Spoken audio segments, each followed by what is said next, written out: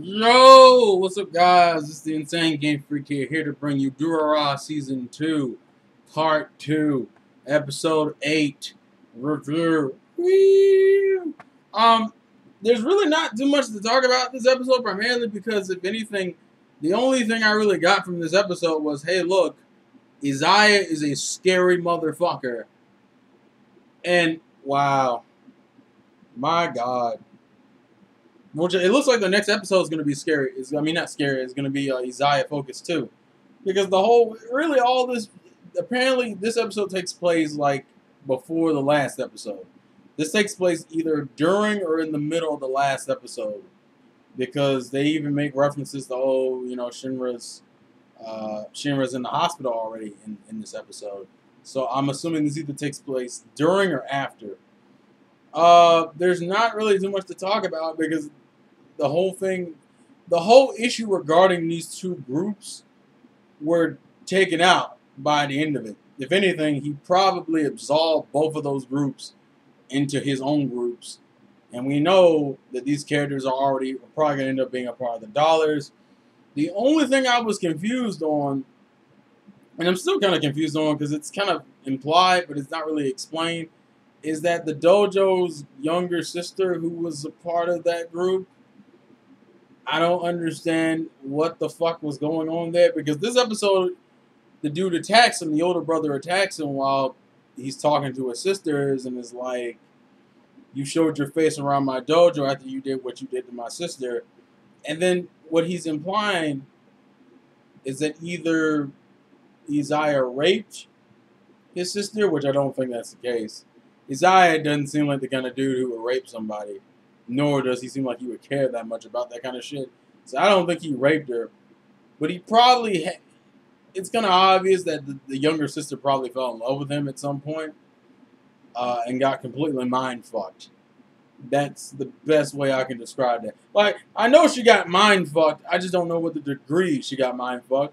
We also know that the girl from way back in season 1 that originally was starting the cycle bullshit again, apparently is not mentally fucked up and comatose. She's running around trying to meet her lover, and of course being used by Isaiah. Like, that seems to be kind of the running thing. It's like you have all these characters aiming for their own goals, but ultimately end up becoming Isaiah's armada.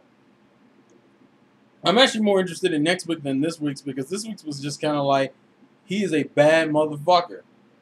That was like, if there's nothing else you take away from this episode, he's a bad motherfucker. Don't fuck with Isaiah. That's literally the only main point to take away from this episode, because everything else was just either little tidbits you didn't already know or set up to show how bad of a motherfucker Isaiah is. I can't even think of it. Oh, there is one thing I wanted to mention, and maybe you guys can come back and clarify this for me. Is it me, bro, when they showed the flashback scene to Akabayashi beating the shit out of like those drug dealers who were fucking with the Akasawa's group's turf? Did they change the scene with his eye? Because I remember when they showed his eye the first time, it was gray inside and in like a small little pupil. Whereas now it just looks like he has a giant fake ass eye or something. So I don't know which is true or not. Which one is the correct version, or if it changed at all. Maybe I'm wrong. You can let me guys know in the comments. There's nothing really else to talk about. I would talk about the two groups, but they got mind fucked and absolved by the end of this. Well, it's not shown that they're absolved, but it's Isaiah, so we already assume that they've been absolved because apparently everybody's easily mind fucked. I think the dojo's younger sister thing confuses me more than anything else, because I'm confused about why that's a thing. And I've heard that ties into something. I don't know what it ties into, but I'm like, what happened? Because I'm inherently confused and shocked. So, what did you guys think about the Isaiah episode? Has your love for Isaiah gone up? Which, to me, it just kind of... It showed me how disturbing he is. Even when he gets fucked over, he still wins. And it's amazing that he went through that. Well, I wouldn't even call that torture. That was just like mild annoyance shit. It's like the bitch was going through a whole bunch of intimidation tactics, but didn't really do anything. And like fucking Isaiah was like, man, even I was sitting there like, yeah, I expected you to cut off his nails or something. Like that was the most subdued torture shit I ever seen. You poured water on his fucking head, and you did the sound of scissors. Now, granted, the sound of scissors can lead into some interesting things, but when you have it physically done, you wouldn't even physically harass him. But then again, we found out the reason why he wasn't physically harassed when he got caught was primarily because Saika, the girl he has under, the girl who has Saika's powers still, was pretty much holding everything down. But I'm more curious about his backstory because you're like, well, how did Isaiah become Isaiah?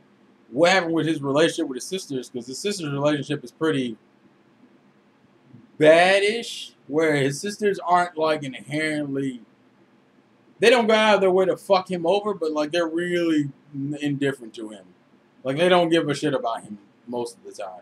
So I'm curious of why he became the way he is and how he even grew up with it. And also, how the hell do you develop a fucking trait where you can just manipulate people so fucking easy? And granted, it's not really that hard of a trick because I know people who can do it all the damn time. I mean, I think everyone has the capacity to do it.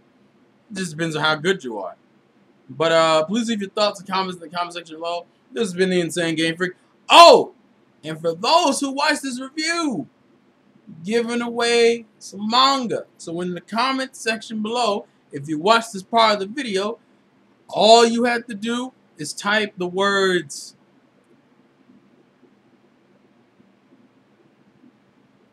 Emoto Mindfuck, and you will be entered in a drawing. U.S. citizens only. And in about a week, when I do my next review, I'll announce the winner and probably ship it off.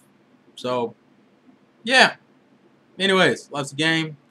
Play to win. And I'll catch you guys later. Thanks for watching.